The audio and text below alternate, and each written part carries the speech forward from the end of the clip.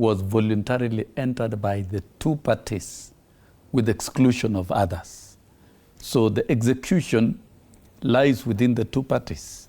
And those who didn't want it from the beginning and who don't want it, and like some quarters, the corner of Fanyamambo, they will try to poke holes negatively on every point. But do you want to tell the country that nothing has been done on every point?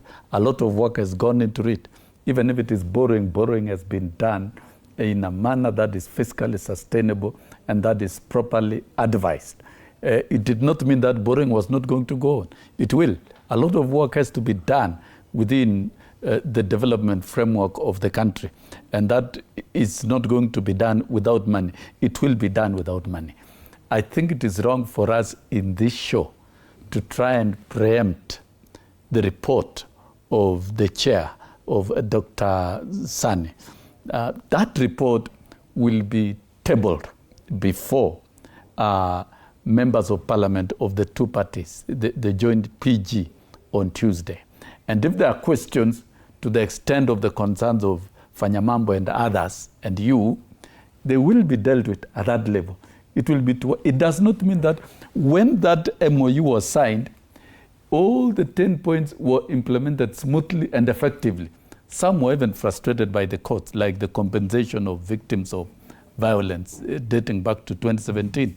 And there are litigants who went to court, and those litigants are from the corner of Fanyamambo. But I can respond to that. I'll give an opportunity to respond. No, you will have that opportunity. But you see, some people work very hard to sabotage progressive efforts of the broad-based government so that they can make political capital out of it. It's not going to work.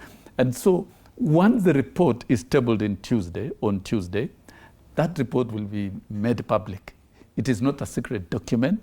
It will be available for Kenyans, even for you, and to look at the extent to which it has been done, what has not been done, and what needs to be done. And as the chair of the committee stated, it is not going to end. The 10-point implementation is not going to end on 7th of March. Be the basis of the coalition building discussion. It is part of the coalition. It's part of the basis. In fact, it is a binding cement of the two parties. It is a binding element. When Odede says this should not be a discussion, it's a binding element. Coalition building it's right a binding now. It is element. unnecessary. What brings the relationship of UDA and ODM in terms of functional operations is the 10-point agenda. And it is going to go on beyond elections. Okay. There are very fundamental issues about the governance of the country.